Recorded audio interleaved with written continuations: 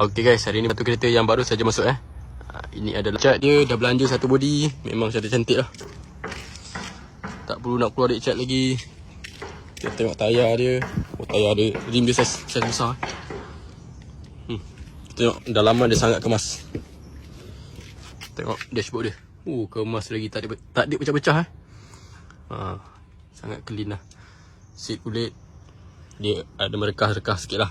Ini adalah kesan pemakaian tak menjejas pemanduan. Okay.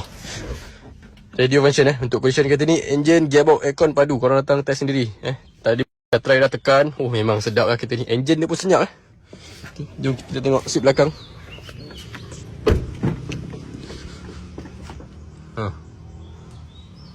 Masih lagi kemas Honda ni korang pun tahulah, dia terkenal dengan reliable dan ada power.